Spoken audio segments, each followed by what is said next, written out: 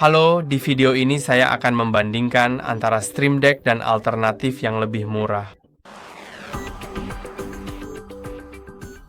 Jadi gini seperti yang bisa Anda lihat, ini adalah Stream Deck versi 15 tombol, dan ini adalah Mirabox Stream Dock. Seperti yang sudah saya bercandakan sebelumnya, Pak ya, Anda bisa saja membelinya karena salah klik. Dengan mencari Stream Dock alih-alih Stream Deck, dan harganya cukup menarik karena Stream Deck yang asli dibanderol sekitar $100 Amerika. Sedangkan yang ini tidak jauh lebih murah. Harganya berkisar antara 70 hingga $80 Amerika. Jadi Anda bisa lihat bahwa perbedaan harganya tidak terlalu besar. Dan kedua perangkat ini cukup mirip, tapi seperti yang mungkin sudah Anda perhatikan, Mirabox jauh lebih besar daripada Stream Deck. Tapi saya akan tunjukkan di sini. Jadi Anda bisa lihat bahwa ukurannya memang cukup berbeda. Selain itu, sudut kemiringannya juga sedikit berbeda. Lihat, saya tidak tahu apakah Anda bisa melihatnya dengan jelas, tapi Stream Deck memiliki sudut yang lebih tinggi. Dan yang perlu dicatat, keduanya sama-sama dilengkapi dengan penyangga.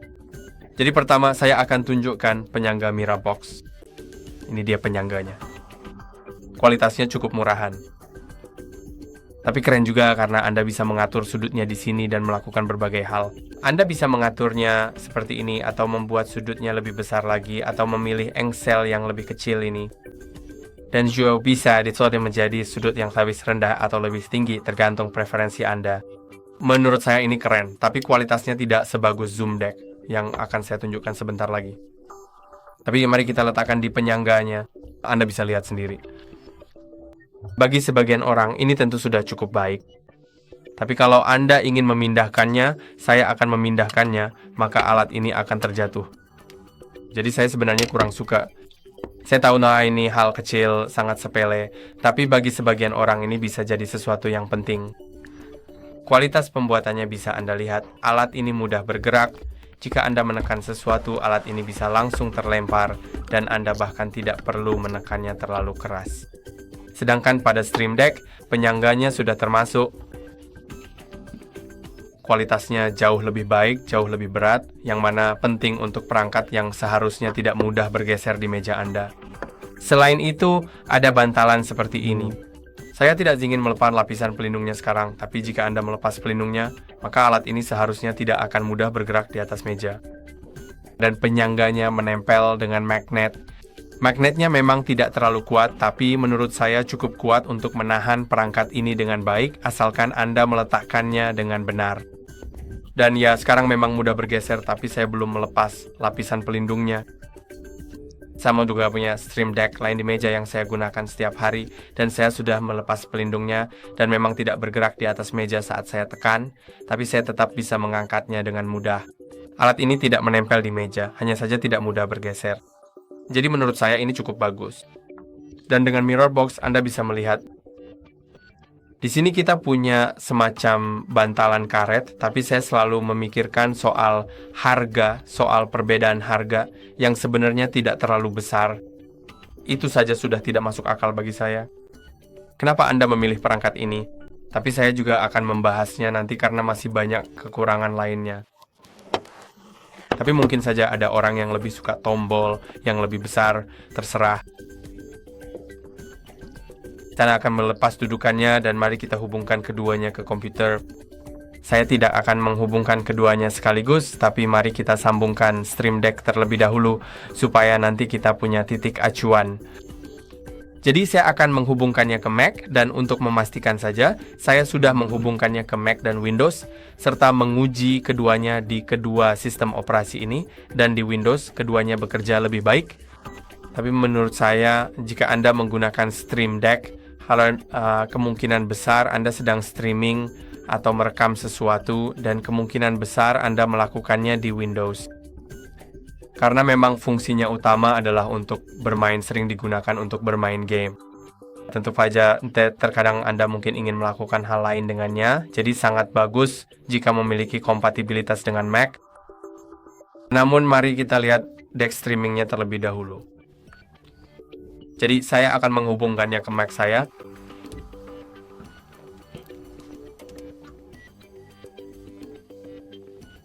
Dan mari beralih ke tampilan Mac.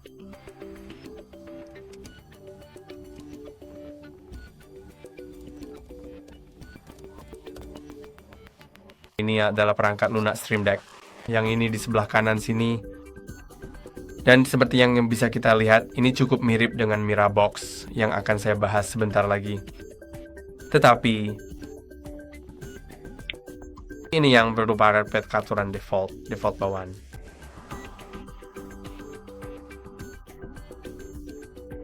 Icon, Anda dapat mengekliknya.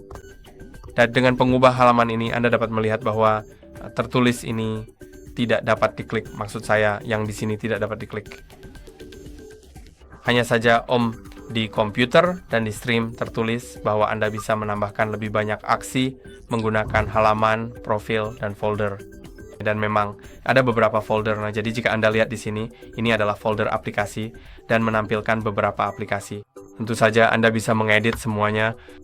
Ada juga folder untuk beberapa situs web pintasan, tutorial, tapi sebenarnya saya rasa tutorial-tutorial ini tidak begitu intuitif. Saya rasa mereka tidak se-user friendly yang saya bayangkan. Dan ada juga beberapa emoji. Anda bisa membuka keyboard emoji di komputer Anda dan lihat, ini meminta saya untuk pergi ke preferensi sistem agar Elgato Stream Deck benar-benar bisa menggunakannya. Jadi saya akan langsung mengizinkannya.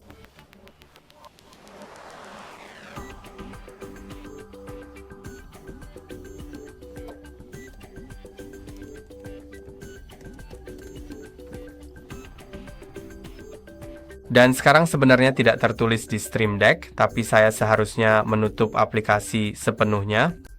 Jadi karena dibuka di bagian atas, saya harus klik kanan padanya dan klik Deck Quit Stream. Kalau begitu saya akan keluar dari situ dan sekarang saya akan membukanya kembali. Dan pada keyboard, pintasan emoji seharusnya berfungsi. Ya, itu benar. Itu hebat. Sekarang mari kita bicara tentang perangkat lunak itu sendiri. Jadi saya belum pernah menemukan perangkat itu mogok pada titik manapun, kapanpun di MacOS maupun Windows. Jadi perangkat ini berjalan dengan lancar dan menurut saya juga jauh lebih intuitif dibandingkan versi yang lebih murah ini. Dan biar saya tunjukkan alasannya, seperti yang bisa kita lihat di komputer, kita hanya punya halaman ini yang sedang diatur sekarang. Jika kita berpindah di antara mereka, tentu saja tampilannya akan berubah. Kita punya halaman-halaman di bagian bawah. Kita tentu saja bisa menambah lebih banyak halaman. Lalu secara otomatis akan menambahkan pengalih halaman. Kamu bisa mengklik ikon manapun yang kamu inginkan. Kamu bisa klik tombol plus untuk memilih ikon dari perpustakaan, tapi kamu juga bisa klik panah ke bawah ini untuk mengatur dari file guna membuat ikon baru. Menurut saya fitur ini cukup penting karena kemungkinan besar kamu ingin ikonmu disesuaikan dengan ukuran tombol. Jadi ikonnya tidak terpotong atau tidak ada bingkai di sekelilingnya. Dan alat pembuat ikon ini yang hanya terbuka di browser memungkinkan kamu melakukan hal itu dengan mudah. Fitur belum terdapat di Mirabox dan saya juga akan menunjukkan itu kepada Anda. Jadi mari kita kembali ke komputer. Anda juga bisa membuka perpustakaan ikon Stream Deck, jadi Anda sebenarnya bisa mengunduh beberapa paket ikon yang dibuat oleh pengguna lain, dan Anda juga bisa mengatur ulang ke default. Jadi mari kita lihat apakah benar-benar bisa di-reset. Ya bisa. Dan Anda bisa lihat ini adalah ikon default untuk mengubah volume. Untuk menambahkan sebuah aksi, Anda cukup memilih aksi yang ingin Anda tambahkan. Anda bisa lihat, ada banyak sekali dan semuanya cukup berguna. Semuanya berfungsi, semuanya berjalan dengan baik. Kecuali untuk menutup aplikasi, fitur itu tidak berfungsi baik di Windows maupun macOS. Mungkin saya melakukan sesuatu yang salah, jadi saya tidak bisa benar-benar memastikan bahwa fitur itu memang tidak berfungsi. Tapi untuk saya, fitur itu tidak berjalan di kedua sistem tersebut. Jadi mari kita lihat juga, mari kita tambahkan aksi sederhana seperti hotkey. Saya rasa ini sangat berguna terutama untuk OBS. Anda bisa klik untuk menetapkan dan cukup tekan tombol yang ingin Anda tetapkan. Lihat, sekarang sudah ada di sini dan tampil secara real time di Stream Deck. Dan tentu saja ini juga berfungsi. Jadi Anda juga memiliki profil yang berbeda. Anda bisa membuat profil baru atau mengedit profil yang ada. Setelah Anda bisa memilih aplikasi yang benar-benar akan memicu profil ini. Jadi, jika Anda memiliki untuk beberapa aplikasi ini, Anda bisa mengatur aplikasi yang akan memicu profil tersebut. Artinya, jika Anda sedang berada di aplikasi itu, profil di Stream Deck akan terbuka sendiri dan menampilkan profil yang berbeda. Saya bisa membandingkannya dengan buku. Mungkin may yang semua jadi memiliki halaman, dan Anda juga memiliki profil yang berbeda, dan semuanya memiliki halaman yang benar-benar berbeda. Anda bisa mengatur berbagai hal yang berbeda. Dan untuk beralih di antara profil-profil ini, Anda bisa melakukannya secara manual atau dengan memilih aplikasi yang akan memicunya. Dan jika Anda menutupi aplikasi itu, maka profil akan kembali secara otomatis ke profil default. Jadi menurut saya itu sangat bagus. Anda bisa menambahkannya dengan mudah dan mereka akan memiliki halaman kosong. Anda bisa klik kanan pada elemen untuk menghapus halaman atau menghapus tombol. Dan yang juga penting adalah plugin. Jadi di sisi kanan, Anda dapat melihat ini semua adalah default. Hal-hal default. Pengendali. Pengontrol volume adalah sebuah plugin, tetapi jika Anda mengklik ikon pengaturan di sini, Anda dapat membuka plugin, klik plus, dan itu akan membuka halaman web pasar Elgato, dan itu akan memungkinkan Anda mendapatkan beberapa plugin yang bagus. Saya menemukan beberapa yang cukup berguna, tetapi saya menemukannya di Windows. Saya rasa plugin-plugin itu tidak tersedia di macOS. Yang saya temukan berguna, tapi Anda bisa lihat, ada beberapa untuk Photoshop. Dan ini adalah kekurangan besar dari Stream Deck. Stream Deck memiliki banyak plugin, banyak pengguna yang membuat plugin-plugin ini. Sedangkan untuk Mirabox penggunanya tidak sebanyak itu dan pluginnya juga tidak sebanyak itu. Sebenarnya Waisha tidak menemukan plugin atau hal berguna apapun selain OBS Studio yang juga akan saya tunjukkan sebentar lagi. Jadi mari mungkin beralih ke kotak cermin. Dan di sini setelah kita memiliki titik acuan yaitu dealiran, kita akan membahas kelemahan kotak cermin. Karena menurutku sebagian besarnya ada kerugiannya. Saya maka membongkar deck streaming, saya memasang kotak cermin. Lihat, ini sedang dihidupkan sekarang dan sudah ada. Ini adalah halaman default yang ditampilkan. Dan seperti yang bisa Anda lihat, ada beberapa hal berbahasa Tiongkok dan tentu saja ini memang ditujukan untuk pasar Tiongkok. Perangkat ini memang terutama untuk pasar Tiongkok, jadi menurut saya itu mungkin berguna, tapi saya tidak yakin apakah Anda benar-benar membutuhkan seperti Baidu atau Taobao di alat deck streaming. Saya rasa deck streaming itu kebanyakan untuk streaming, meskipun kami juga menemukan beberapa aplikasi atau di situs web seperti Google, menurut saya si Stream Deck. Jadi saya tidak bisa benar-benar mengatakan bahwa buruk jika ada beberapa bawaan ikon-ikon yang mungkin tidak kita butuhkan karena semuanya bisa kita edit.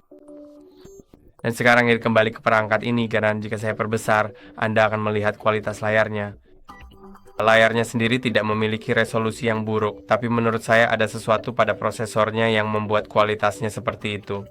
Seperti terlihat sangat terdistorsi di sini pada pixel-pixelnya, dan beberapa aplikasi ini juga akan mengalami distorsi aneh seperti itu. Saya rasa saya mengatur kecerahannya terlalu terang, jadi saya akan segera menyesuaikannya.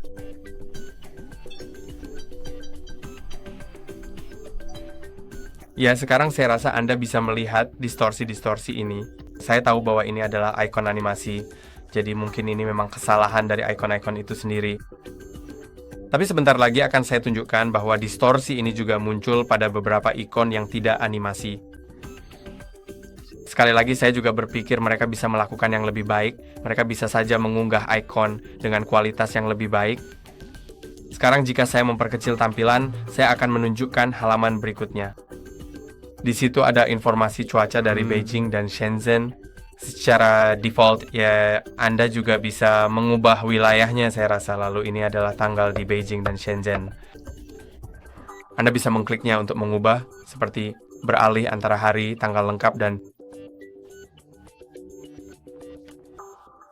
waktu.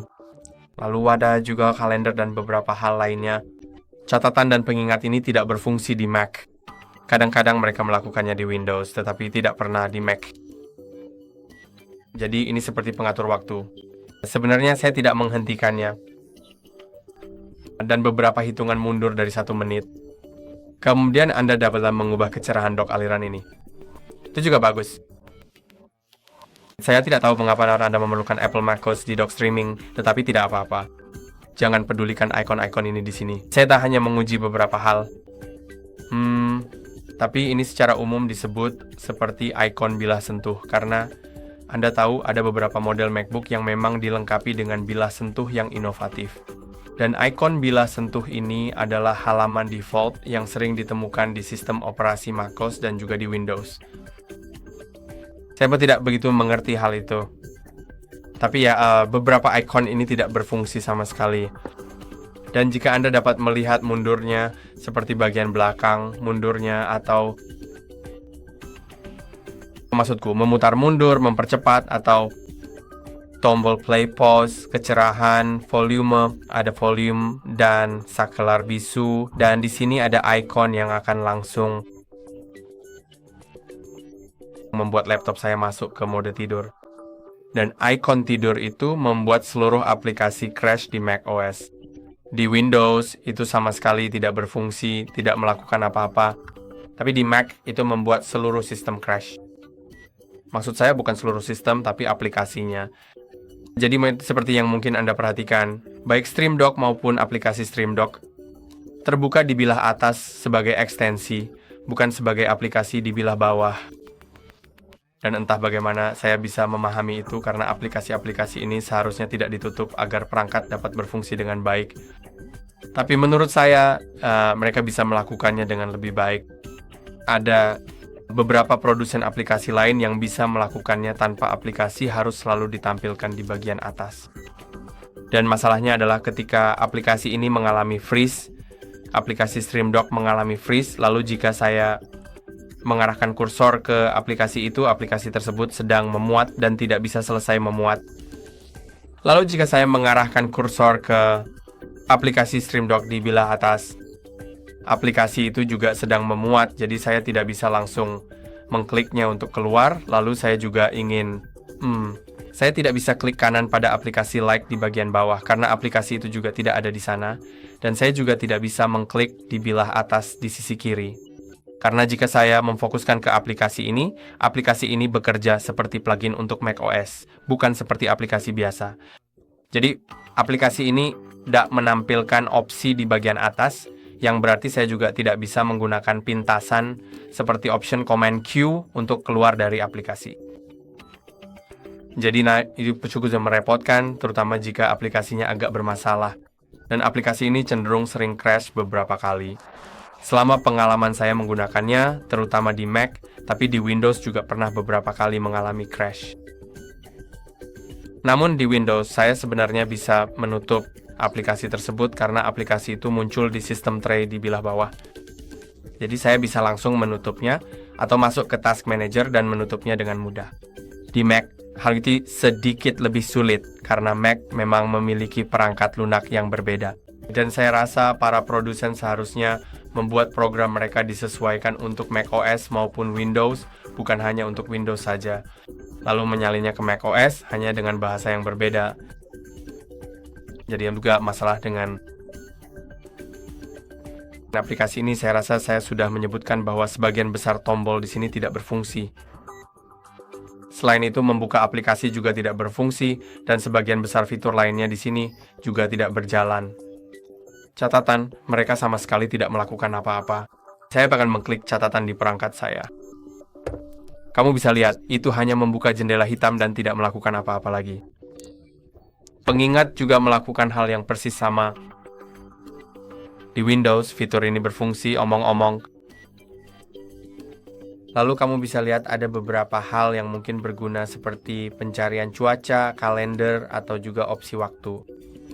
Jadi bagi sebagian orang mungkin berguna untuk menampilkan beberapa informasi di perangkat, tapi saya juga tidak berpikir kamu akan melihat perangkatmu sedekat itu hanya untuk membaca detail-detail ini.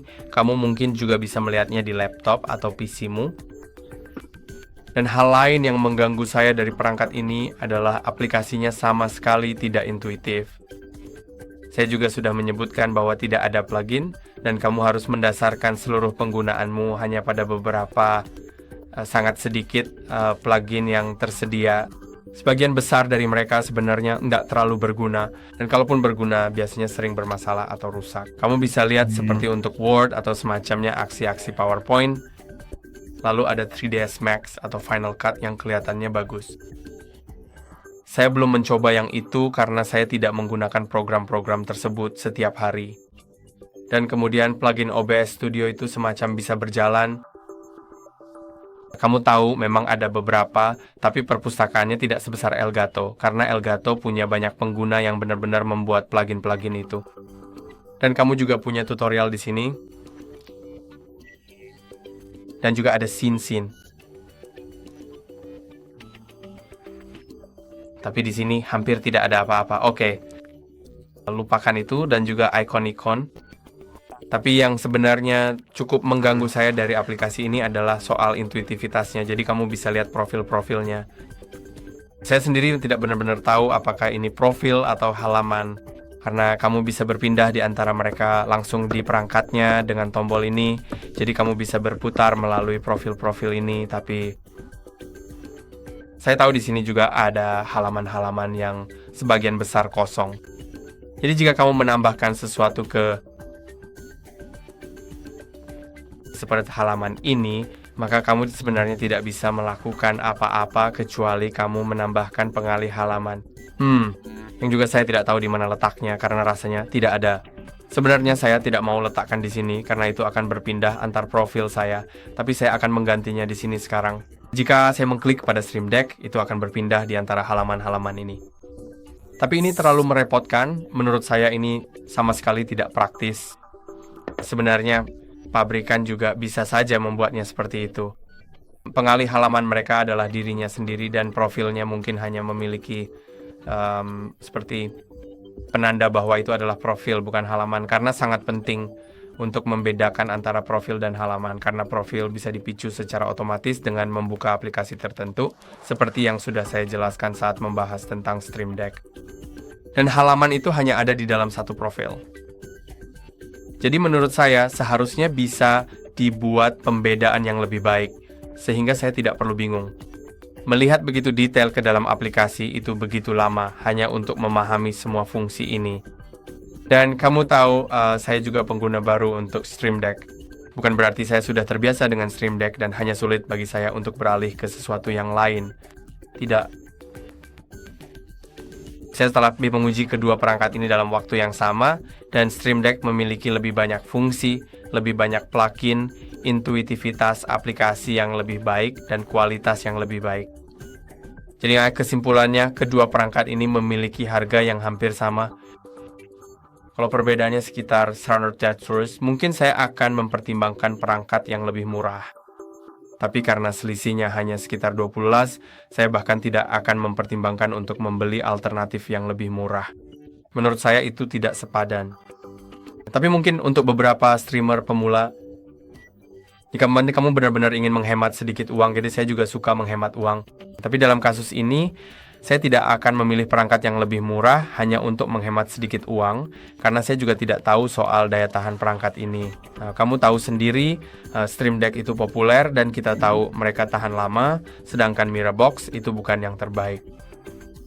Soal kualitas juga saya baru ingat kalau saya juga pernah mencoba perangkat serupa dengan yang satu ini, tapi dengan semacam display bar di sampingnya. Display bar itu tidak punya tombol sama sekali. Itu juga hanya menampilkan waktu, tanggal, dan cuaca. Dan perangkat itu menggunakan software yang sama persis, hanya versi yang lebih sederhana, sama persis. Dan saya rasa mereka semua berbasis pada software open source. Jadi mereka sangat mirip, benar-benar mirip. Saya pun juga pernah mencoba perangkat buatan Tiongkok lainnya yang juga menggunakan software yang sama. Dan semuanya sering mengalami crash secara acak. Dan beberapa perangkat ini, seperti yang buatan Polandia yang pernah saya coba, kadang-kadang bahkan tidak bisa diklik. Jadi jika saya menekan sebuah tombol, perangkat itu tidak mengenalinya sebagai sebuah klik.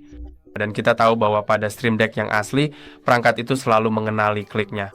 Tidak masalah apakah kamu menekannya di tengah, di bawah, atau di samping, perangkat itu selalu berfungsi. Dan saya lebih memilih membayar $20 lebih mahal untuk mendapatkan perangkat yang akan bertahan lebih lama dan yang memiliki aplikasi yang intuitif, benar-benar intuitif. Jadi saya tidak perlu bekerja terlalu lama seperti yang seharusnya. Pada Mirrorbox ada perpustakaan plugin yang sangat besar dengan berbagai icon dan banyak fitur kustomisasi. Jadi saya akan memilih Stream Deck dan beritahu saya di kolom komentar di bawah mana yang akan kamu pilih berdasarkan apa yang sudah saya ceritakan.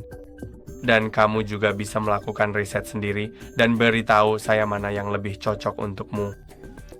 Itu saja untuk hari ini. Jangan lupa untuk like dan subscribe. Sampai jumpa di video berikutnya.